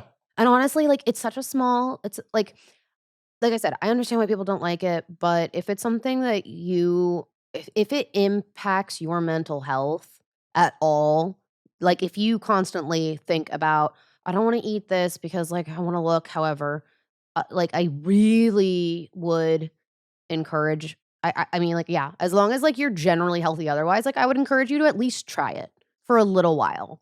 Oh, well then I'm out. I'm not generally healthy otherwise. Well, I was smoking a cigar when you showed up. I drink like a fish. That's fair. I mean, when I say generally healthy, I mean more like you don't have any like pre-existing conditions. Like you're not. What are you looking at me like that for? I don't know if I do or I don't. Well, you probably would know if you did. Or I just am in denial. I mean, or that, but like if it was like a chronic illness where you're, like those things are hard to ignore. But you are a man, and men don't. No, men are babies when it comes to being sick. Who am I kidding? No. Oh no. You would know. No. I am a stupid dude. I am a stupid dude. A lot. Like, so I was true. There's two ends of the spectrum. There's like men who are babies when they are sick, and then men who are, I'm big, strong man, and I'm not hurt or sick, and they won't go to the doctor. Yeah, I've gotten pneumonia multiple times in my life, and on 2 of those occasions, it wasn't until I coughed up blood and I'm like, oh, I should probably go to the doctor. Oh my God, Matt. Yeah, I am that dude. I am 100%. So, but like your doctor was like, we could do that if you wanted, which tells me you probably can. Yeah. Okay, so like you're probably, like I said, you're general. To me, if your doctor was like, we could, I think you're generally healthy enough to. My doctor was like, we could explore it. I didn't go any further with it. Okay. But yeah, 100%. I am that dude of like, I got diagnosed with Crohn's in 2004. I've been in remission, I think, for a very long time. Okay. But when I was first diagnosed, I was shitting blood for a little while. And I just was like, oh, it'll be fine. It'll clear up. Oh my God, it'll clear up on its own. It'll be fine. Ridiculous. Oh, yeah. You are a stupid guy. I 100% am. Like, there's a reason y'all outlive us. Yeah. Me being single is probably taking years off my life because if there was a good woman in my life being like, hey, dummy, go. I'd be like, fine. Yeah. I'd be like making the appointments for you. Yeah. Not even making the appointments, just literally like, fucking stupid, go. I'm an adult. But it's one of those things like my ego's like, oh no, I'm good. It'll pass. You don't get a gold star for suffering, right? You fucking don't? God damn it. Yeah. Hell, when I had chlamydia, I was symptomatic. I let it ride for like 2 weeks. Matt! It wasn't. You probably knew you had it too, because I'm sure somebody was like, hey, just so you know, I popped. You should go get tested. No, I didn't. Okay. I thought I had a UTI. Okay, you know what? That's very fair, and I think like a very easy mistake to make. So I was just chugging cranberry juice. I'm like, I'll be good. Because I was symptomatic, but it wasn't like the symptoms that I thought it was. Like I didn't have any discharge or anything. I had to piss a lot, and it was uncomfortable to pee. Yeah, that sounds exactly like a UTI. I totally understand why you would have thought that. And I just kept chugging cranberry juice. And then like after it didn't clear up for fucking weeks, You were like, all right, I gotta go get this checked out. Yeah, I'm gonna I need. I give myself like 2 days of dealing with a UTI with like azo, and then I'll call I say my doctor. I'm like, no, he's my fan friend who is a doctor, and then he'll send a prescription to my pharmacy. Well, the fucked part was I was going on vacation during this, and I'm like, I don't want to start antibiotics on vacation. Why? Drinking. You can drink on antibiotics? You're not supposed to. Okay, so I dated a pharmacy tech, and let me tell you about antibiotics and alcohol. I am not a doctor. Don't take this advice. This is only for Matthew. It'd be really funny if you just like muted the rest of this. So only you're just talking, it's just no sound. Honestly, I kind of like that idea. So I dated a pharmacy tech, and he was very much like you. He was like, I don't remember what the situation was, but he was like, I want to drink, so I'm not going to start these antibiotics. And his pharmacist was like, no, it's fine. You should take the antibiotics. And he was like, well, I thought you weren't supposed to. And he was like, I mean, it's not ideal, but like the antibiotics will still work just fine. He was like, then why do they say not to? And it's just like my SSRIs. You're not supposed to drink on SSRIs. It's processed through your liver. So it actually just makes it so that the alcohol stays in your system longer. Well, yeah, that would have killed me. I was in Spain for a wedding, and I was drinking fucking heavy the whole time. Okay. Well, also, but that's the thing. Like, if you know that it's going to happen, like, you're also going to, you're going to feel it. So, the same way that, like, I feel way more drunk now because of my SSRIs, and then way more drunk now because of, like, my dehydration, the lack of food in my stomach. Like, it's going to hit you harder, and you're probably not going to drink as much because you're like, whoa, I'm feeling it. I got so drunk at that wedding that I slept on a pool table. I can't help you there. No one could. The point being, though, that like you absolutely can drink on antibiotics, but you need to be aware of what is happening to your body and just be careful. Well, unfortunately, since I kind of know I have a tolerance, and I kind of treat it like I have a tolerance, and then sometimes when variables change, you don't remember. You're just like, I have the tolerance. I'm fine. Yeah. Hell, week and a half ago, did a day episode. Not a particularly heavy breakfast before we started drinking. I drank so much I ended up sleeping on the floor after the podcast. I mean, that's just what happens when you day drink, though. That's normal. Yeah, this was like I was drunk. Like literally after the guest left, I sat down in the chair. I got asked, like, you okay? I said, yeah. And apparently I just fell to the floor and passed out. Like, was snoring. Like, it was the minute I hit the floor. So that's really funny. Yeah. There was a couple of hours of me being on the floor. It was just like, oh, no, I could pound whiskey at noon. It's cool. It's cool. So if I'm going to day drink, it's going to be like seltzers or mimosas. Like, I can't do, like, it's got to be like light and fun in daytime.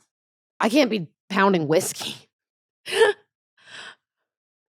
Well, we are very different people. We are very. I've known that for a while. Wait, you were confused about that at one point? No, it sounds like you were though. I still am. I'm not Alison Rey. Not today. How about tomorrow? I mean, you could go and get fucked by some dude and get a paycheck. But it'll be on the internet forever if you wanted to be me tomorrow. I think your fan base would be really upset with that. I mean, I think they would just think it was mislabeled. Like, they'd be like, how'd that get in there? Why am I so hard from this? I just usurp your whole fan base. No. I think I would be very bad at being fucked. Have you ever taken it in the butt? Nope. Never? Nope. I have digestive problems. I get very uncomfortable. That's totally fucking fair. Then you know what? You might not want to try Ozempic or Mounjaro or any of those because that is a side effect that I haven't had it that bad, but I know some people get some like really bad gastrointestinal side effects. So if you already have problems, I don't know that I would. Like how bad? Did you miss the story where I was shitting blood for a while and just went, I'll figure it out? That's true. I mean, everyone's different. Like it increases with you increasing your dose. So like me, I've stayed on the lowest dose. I probably will never go to a higher dose because I don't need it. But depending Wow. on, Calling me fat. it's not. I don't. It's like maximum dose for you, Matt. It'll tear up your guts. That's not what I said. It was implied. No. So the way that the dosage works actually is it increases the insulin production, obviously, but it also it's a GLP-1 inhibitor, and your GLP-1, I'm still learning a lot about it, but basically, your natural process for feeling full is a hormone called leptin. And when you are not consuming enough foods with like fiber and like real nutrients, your body cannot produce enough leptin. However, if you're someone that's eating a lot of food all the time, uh, it will like you might actually have enough leptin to be sending the signals of I'm full, but because they are like your gut microbiome is filled with a lot of like sugar or like artificial sweeteners and things like that, it actually fucks with your endocrine system and the production of leptin. And so the leptin that you have is not actually sending proper signals of I'm full to stop eating. So Ozempic, or not, sorry, not Ozempic. Ozempic doesn't do it. Mounjaro does, bypasses the need for leptin. So it depends on how you have been eating and what your gut microbiome is for what dosage you would actually need. And not only that, but also like the rate at which you are wanting to lose weight. Like if you were very okay with losing it very gradually, you could totally stay on like the lowest dose as long as your body's responding to it. It has absolutely nothing to do with your actual weight and everything to do with like your hormones and the way that your body is making insulin for you to digest food. And also like what are you taking in day to day? Just for some science. Alcohol. If you're only drinking alcohol, I feel like you probably don't need that high of a dose. Perfect. Yeah, no calories besides alcohol. Not a one. And you'd probably like cut the alcohol in half because you will fucking feel it. That sounds dangerous.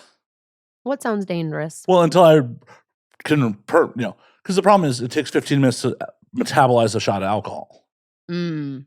And because I kind of like, I got a tolerance, I'll just, drink a glass of whiskey and be like, whatevs, I'll be fine. Yeah. And because I am normally fine. Yeah. No, I think you'd still be fine. Just don't do 2 until you know what it feels like. Fine, Allison. Fine.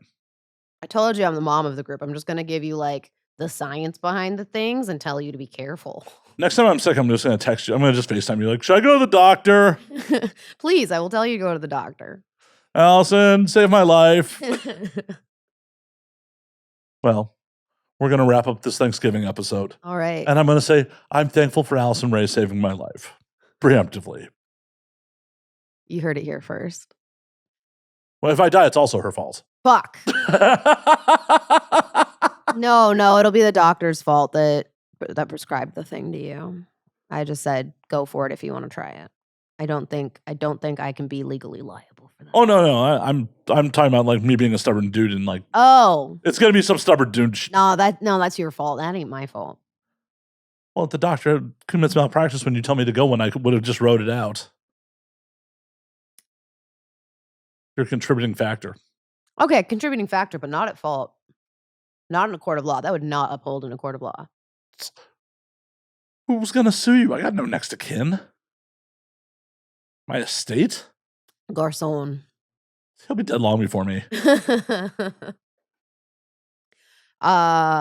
Okay, wrapping up the episode. Thankful for things. I'm thankful for pumpkin pie on Thanksgiving. I'm kidding. I mean, no, I'm actually very, very thankful for pumpkin pie on Thanksgiving. But I am really thankful for legitimately like the fans that give enough of a fuck about us as human beings to sit through like an hour and a half, 2-hour podcast to get to know us better as people. Like you know, the humanization of sex workers is something that I've always been really passionate about. I just want people to see me as a person. And so I'm really thankful for the fans that support us and see us as humans, because it makes me feel like I belong in a society that otherwise says that I don't. So thank you. Aw. And thanks for having me, Matt. Of course. Before you get out of here, where can they find you on the things? Oh, gosh. Well, I might be revamping my website soon, but I think this should be out before I do that. So, AlisonReyFans.com has a page with my links, and you can find all the things. It's my actually, I don't know if my socials are on there, but my socials are definitely like linked in the little corner with all the little icons, because at this point everything's a different username, because you get banned and then you have to make a new one and then you have all different usernames. So they're all on my website, AlisonReyFans.com. That's Alison with one L, REY, fans.com. Well, until next week, gobble gobble, motherfuckers.